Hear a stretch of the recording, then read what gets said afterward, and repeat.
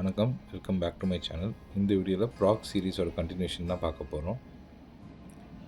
Charles bridge வர்றதுக்கு டிரான்ஸ்போர்ட்டேஷன்லாம் ரொம்ப ஈஸியாக இருக்குது. ட்ராம்ஸ் நிறையவே இருக்குது இங்கே. ஸோ அதனால் டிரான்ஸ்போர்ட்டேஷன் ஒரு ப்ராப்ளமாக இருக்காது. இந்த பிரிட்ஜோட என்ட்ரன்ஸில் சார்ல்ஸ் ஃபோரோட இமேஜும் அண்ட் அவர் கூட அந்த டைமில் இருந்த ப்ரீஸ்ட் அவங்களோட இமேஜஸ்லாம் வச்சுருக்காங்க. இது நல்லா பார்த்தீங்கன்னா தெரியும். இந்த லெஃப்ட் சைடில் இருக்கிற லாஸ்ட் இமேஜ் தான். அவர் பார்த்தீங்கன்னா அவரோட கழுத்து வந்து கொஞ்சம் லேஸாக கொஞ்சம் டில்ட் ஆன மாதிரி இருக்கும், சாஞ்ச மாதிரி இருக்கும். மற்ற ராஜா மாதிரி கம்பீரமாக இல்லாமல் இவர் கொஞ்சம் சாதாரணமாக தான் இருந்திருக்காரு. Neck injury and face injury எல்லாம். ஸோ அந்த ஃபேஸ் இன்ஜுரியை மறைக்கிறதுக்காக இவர் என்ன பண்ணியிருக்காரு, நிறைய தாடிலாம் வச்சுருக்காரு. ஸோ அதுதான் அந்த இமேஜில் இருக்கும். இப்போ போகிறது ஒரு மியூசியமு. இந்த மியூசியம் மேலே ஒரு நம்பர் எழுதியிருக்கு பார்த்தீங்கன்னா 1357975531. இங்கே ஏற்கனவே ஒரு பிரிட்ஜ் இருந்திருக்கு. அந்த பிரிட்ஜ் வந்து வெள்ளத்தில் அடிச்சுட்டு போயிடுச்சு. அதுக்கப்புறம் இது கட்டுற பிரிட்ஜுன்றதுனால இந்த பிரிட்ஜு ப்ராப்பராக கட்டணும் அப்படின்றதுனாலையும் இவர் வந்து கொஞ்சம் ஆஸ்ட்ராலஜிக்கலாகவும் நியூமராலஜிக்கலாகவும் வெரிஃபை பண்ணி எந்த டேட்டு எந்த டைமில் பண்ணால் சரியாக இருக்கும் அப்படின்ட்டு சார்ல்ஸ் ஃபோர் டிசைட் பண்ண டைம் தான் இது. இந்த நம்பர் இருக்குல்ல, இது வந்து ஒரு டேட் அண்ட் டைமு. இதை வந்து ஒரு ஆஸ்ட்ராலஜர் வந்து அவருக்கு கொடுத்தது தான். இதில் இருக்கிற 1357 வந்து அந்த இயரை குறிக்குது. அண்ட் 9ன்றது டேட்டு, 7ன்றது வந்து மந்த்து, 531ன்றது சாயந்தரம் 5:31 time. So which means that 1357வது வருஷம் ஜூலை மாதம் 9ஆம் தேதி 5:31க்கு இந்த பிரிட்ஜை வந்து ஸ்டார்ட் பண்ணியிருக்காங்க. சார்ல்ஸோட சிலை மியூசியத்துக்குள்ளாரையும் இருக்குது. அண்ட் இங்கே பார்த்தீங்கன்னா இந்த எப்படி கட்டினாங்க, எந்தெந்த டைமுக்கு என்னென்ன மாதிரியான சேஞ்சஸ் வந்துச்சு, எப்படிலாம் இதை வந்து ரீஃபர்பிஷ் பண்ணியிருக்காங்க இந்த பிரிட்ஜை அப்படின்றத ஒரு இயராக வந்து மென்ஷன் பண்ணியிருக்காங்க.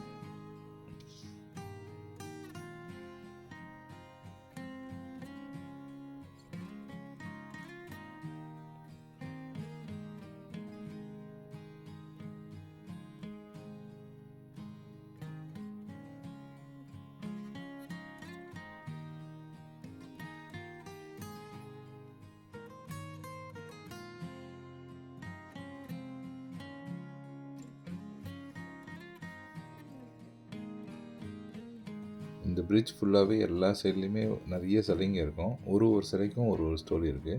இப்போ நம்ம பார்க்குற இந்த சிலைக்கும் ஒரு ஸ்டோரி இருக்குது. இந்த சிலையை மட்டும் மக்கள் வந்து தடவி கொடுத்துட்டு போவாங்க. அப்படி தடவி கொடுத்தாங்கன்னா அவங்களுக்கு வந்து நல்லது நடக்கும் அப்படின்ற ஒரு நம்பிக்கை இருக்குது. இப்போ நம்ம வந்து சரியாக பார்க்குறது வந்து செயின்ட் ஜான். இவர் வந்து பார்த்திங்கன்னா கிங் அண்ட் குவீனுக்கு ஒரு கன்ஃபெஸராக இருந்தவர். இப்போ கூட சர்ச்சிலலாம் வந்து கன்ஃபெஷன் ரூம்ஸ்னு ஒன்று இருக்கும். ஸோ அந்த இடத்துல வந்து அவங்க மனசில் பட்டதை சொல்லிவிட்டு ஃபாதர்கிட்ட வந்து பாவ மன்னிப்பு கேட்டுட்டு போயிடுவாங்க. ஸோ அதே மாதிரி தான் இவர்கிட்ட வந்து கிங்கு தனியாகவும் குவீன் தனியாகவும் சொல்லிகிட்ருப்பாங்க. ஸோ கிங்குக்கு வந்து என்னென்னா குவீன் மேலே ஒரு டவுட் வந்துட்டு அவர் வந்து கேட்குறாரு, உங்கள்கிட்ட என்ன கன்ஃபெஷன் பண்ணாங்க எனக்கு சொல்லு அப்படின்ட்டு. இவர் இல்லை, அது என்னோடய கான்ஃபிடென்ஷியலான விஷயம், அது வந்து நான் வெளியில் சொல்கிறதுக்கு இல்லை, அது சீக்ரெட்டான விஷயம் அப்படின்னு சொல்லிட்டு அது சொல்ல மறுக்கிறாரு. அதனால் இவரை வந்து கொலை பண்ணி அந்த ஆற்றுல தூக்கி போட்டுறாங்க. இவரை வந்து தண்ணியில் சடலமாக எடுக்கும்போது வானத்தில் இருக்கிற அந்த 5 ஸ்டார் வந்து இவருக்கு சுற்றி ரிஃப்ளெக்ஷனாக இருந்திருக்கு. அந்த 5 ஸ்டார் வந்து இயேசுநாதரோட உடம்புல பட்ட அந்த 5 புண்ணு அப்படின்ற மாதிரி இவங்க எடுத்துக்கிறாங்க.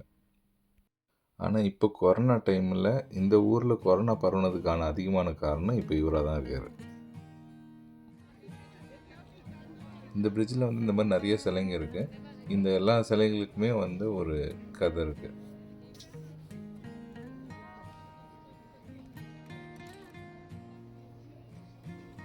இந்த ரிவரோட பேர் வந்து வல்டாவா ரிவர். இந்த ரிவருக்கு மேலே தான் வந்து இந்த பிரிட்ஜை கட்டியிருக்காங்க. இது வரைக்கும் எவ்வளோ வெள்ளத்தை இந்த பிரிட்ஜை வந்து பார்த்துருக்கு. ஆனால் இது வரைக்கும் இந்த பிரிட்ஜுக்கு ஒன்றும் ஆனதில்லை. இதே நம்ம ஒரு அரசியல்வாதிகள்கிட்ட கட்ட சொல்லியிருந்தா இந்த பிரிட்ஜில் ஒரே ஒரு செங்கலை கூட இது வரைக்கும் பார்த்துருக்க முடியாது. எதுவுமே இருந்திருக்காது. எல்லாம் அடிச்சுட்டு தான் போயிருக்கோம். யூஸ்வலாக இந்த பிரிட்ஜ் வந்து ரொம்ப க்ரௌடடாக தான் இருக்கும். ஒரு காலையில் 6 மணி அந்த மாதிரி வந்தீங்கன்னா நீங்கள் தனியாக நிறைய ஃபோட்டோஸ் இங்கே எடுக்க முடியும். அப்படி இல்லைனா நீங்கள் வெயிட் பண்ணி உங்கள் டர்னுக்கு வரைக்கும் வெயிட் பண்ணணும். ஆனால் ஃபோட்டோஸ்லேயே நீங்கள் தனியாக வருவீங்களான்றது கொஞ்சம் டவுட்டு தான். இந்த மாதிரி டூரிஸ்ட் ஸ்பாட்டில் பிதாமகன் படத்தில் சூர்யா வந்து கேம்லிங் பண்ணுற மாதிரி இங்கே நிறைய பேர் பண்ணுவானுங்க. ஸோ அதெல்லாம் நம்ம அப்படியே பார்த்துட்டு வேடிக்கை பார்த்துட்டு போயிடணுமே தாண்டி அதெல்லாம் இன்வால்வ் ஆகக்கூடாது. இன்வால்வ் ஆகாமல் இருக்கிறது நமக்கு நல்லது. இப்போ சார்ல்ஸ் பிரிட்ஜ் மாதிரி நிறைய பிரிட்ஜ் கட்டிட்டாங்க. அதனால் டிரான்ஸ்போர்ட்டேஷனுக்கு வந்து இந்த ரிவர் வந்து ஒரு தடையே கிடையாது. இந்த பக்கமும் ஒரு பிரிட்ஜ் இருந்துச்சு. ஸோ அதே மாதிரி அந்த ஆப்போசிட் சைட் ரைட் சைட்லேயும் பார்த்தீங்கன்னா அங்கேயும் கூட பிரிட்ஜ் நிறைய இருக்குது. இன்கேஸ் நீங்கள் வின்டர் மாதிரி வரீங்க, ஒரு ஹோல் டே நீங்கள் வெளியில் சுற்ற போகிறீங்கன்னா கண்டிப்பாக உங்களுக்கு க்ளவுஸ் அண்ட் தலையில் போட்டுக்கிறதுக்கு அந்த ஹூடி இதெல்லாம் இருந்தால் மட்டும்தான் சர்வைவே பண்ண முடியும்.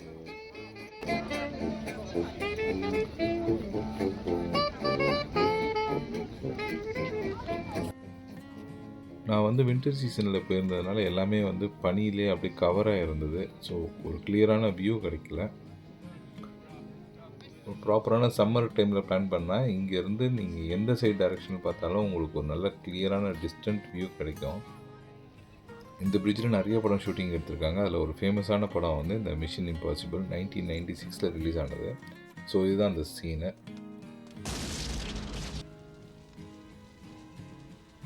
அதே இடத்துல இப்போ நம்ம வந்து 2025 இருக்கோம். ஈவினிங் டைம்லேயே இந்த பிரிட்ஜை சுற்றி லைட்டெல்லாம் போட்டு இந்த பிரிட்ஜோட ஆர்ச்செல்லாம் தனியாக தெரிகிற மாதிரி நல்லா அழகாக இருக்கும். அது எங்கேருந்து இந்த பிரிட்ஜை பார்த்தாலும் அவ்வளோ க்யூட்டாக இருக்கும். அது எல்லாமே விசிபிலிட்டி அதிகமாக இருக்கிற டைமில் மட்டும்தான் உங்களால் அதை ரசிக்க முடியும். மற்ற டைமில் நீங்கள் பார்க்கும்போது மங்கலாக இருக்கும், அந்த லைட் உங்களுக்கு ப்ராப்பராக தெரியாது. உங்களுக்கு விசிபிலிட்டி அதிகமாக இருக்கணும், அதே மாதிரி உங்களுக்கு டேவோட லென்த் அதிகமாக இருக்கணும்னு நினச்சிங்கன்னா நீங்கள் மே மாதம் வந்தீங்கன்னா கரெக்டாக இருக்கும். நான் போனப்பெல்லாம் வந்து ப்ராப்பர் வின்டரு. ஸோ 4 மணிக்கெலாம் இருட்டுடும் அண்டு காலையில் ஒரு 9 மணிக்கு அந்த மாதிரி டைம் தான் வெளிச்சமே வரும். ஸோ எனக்கு இருக்கிற டைமே பார்த்தீங்கன்னா 9லேருந்து 4 மணிக்குள்ளார தான் கவர் பண்ண முடியும்.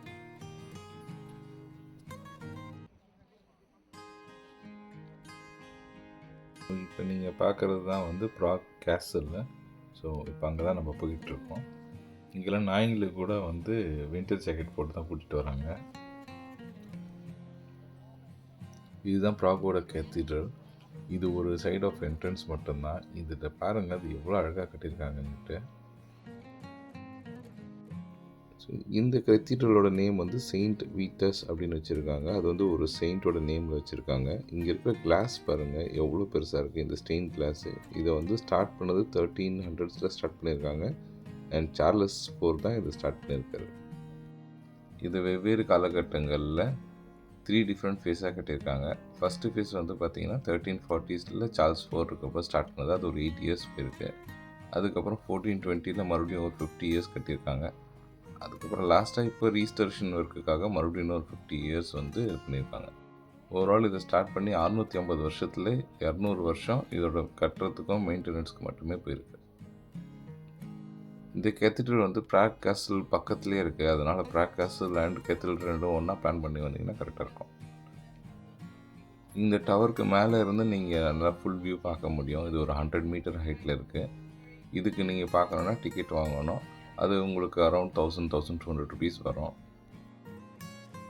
நீங்கள் சம்மர் டைமில் போனீங்கன்னா இந்த டிக்கெட் கண்டிப்பாக நல்லா யூஸ்ஃபுல்லாக இருக்கும். வியூ ரொம்ப நல்லாயிருக்கும். வின்டர் டைமில் போகிறப்ப உங்களுக்கு அந்த மிஸ்ட்டு ஃபாக்லாம் இருக்கிறதுனால உங்களுக்கு சரியான வியூ இருக்காது.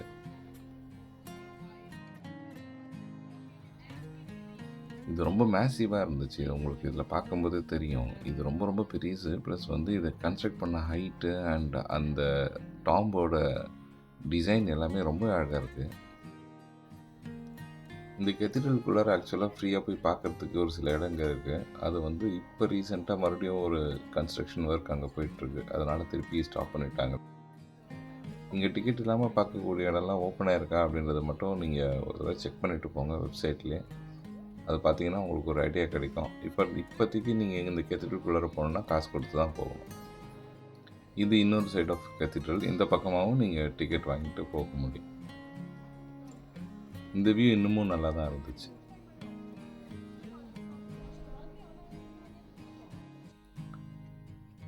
இங்கே வந்து இந்த கேத்தீட்ரலும் இந்த கேசலும் வந்து ரெண்டும் அப்படியே பக்கத்துலேயே இருக்கும். இப்போ நீங்கள் பார்க்குறது வந்து ரெண்டுமே சேர்ந்த மாதிரி இருக்குது பாருங்கள். இது வந்து கேத்தீட்ரல் அண்ட் கேசல். இது இன்னொரு கேசலோட இன்னொரு பார்ட்டு. இது ஒரு க்ரில் போட்டு அடைச்சி வச்சுருக்காங்க. இதுக்குள்ளார போக முடியாது. ஸோ இப்போ வந்து அங்கே வந்து ஒரு வெட்டிங் நடந்தது. அவங்க ரெக்வெஸ்ட் பண்ணாங்க உள்ள போகிறதுக்கு. ஆனால் அதுவும் நடக்கலை. ஸோ இந்த மேப்பில் பார்த்தீங்கன்னா தெரியும் எப்படி இருக்குது, கேசல் எங்கே இருக்குது, இது எப்படி இருக்குதுன்னு சொல்லிட்டு. ஸோ இவ்வளோ பெரிய ஏரியா கவர் பண்ணோம். ஸோ கண்டிப்பாக ஒரு 1 டே கூட ஆகலாம் நீங்கள் ஃபுல்லாக பொறுமையாக பார்க்கணுன்னா. அப்படின்னா நார்மலாக 4 to 6 ஹவர்ஸ் உங்களுக்கு கண்டிப்பாக தேவைப்படும். ஒன்ஸ் நீங்கள் இந்த கேசல் முடிச்சிட்டிங்கன்னா இதுக்கு பக்கத்துலேயே ஒரு அழகான பார்க் இருக்குது.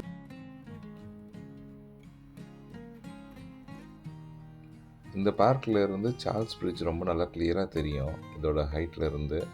ஸோ கண்டிப்பாக மிஸ் பண்ணாமல் பாருங்கள். இந்த ஊர்லேயும் போலீஸ்காரனுங்க இந்த அரசியல்வாதிங்க இப்படி தான் போகிறானுங்க. இன்னொரு இன்ட்ரெஸ்டிங் ஃபேக்ட் பார்த்தீங்கன்னா, ராக் சிட்டியில் இந்த மாதிரி தொங்குற மாதிரியான ஸ்டாச்சூஸ்லாம் இருக்கும். திடீர்னு பார்க்குறப்ப பயப்படுற மாதிரி தான் இருக்கும். ஆனால் இது எல்லாமே வந்து காற்றுல வேறு ஆடும். ஒரே இடத்துல 2 ஸ்டாச்சு இருக்குது. இந்த லேடி வந்து அம்ப்ரெல்லாவில் தொங்குற மாதிரி ஒரு ஸ்டாச்சுவும், இன்னொன்று வந்து இதுக்கு ஜஸ்ட்டு பக்கத்துலேயே இருக்குது. இன்ஃபேக்ட் ஆப்போசிட்லேயே இருக்குது. அது வந்து ஒரு மேன் வந்து சூட்கேஸ் ஒரு கையிலையும் கூட ஒரு கையிலையும் வச்சுக்கிட்டு தொங்குற மாதிரி இருக்கும். இது இன்னொரு ஸ்டாச்சு. இது வேறு ஒரு இடத்துல இருக்குது. இது வந்து ஒரு மனுஷன் வந்து ஒரு கையில் அப்படியே ஒரு இரும்பை பிடிச்சி தொங்குற மாதிரி இருக்கும். ஸோ சடனாக இந்த மாதிரி எதனா பார்த்தீங்கன்னா பயந்துடாதீங்க. ஸோ இதோட இந்த வீடியோ எண்டுக்கு வந்துட்டோம். இந்த வீடியோ உங்களுக்கு பிடிச்சிருக்கோன்னு நம்புகிறேன். தேங்க்ஸ் ஃபார் வாட்சிங். இன்னொரு வீடியோவில் நான் மீட் பண்ணுறேன். தேங்க்யூ.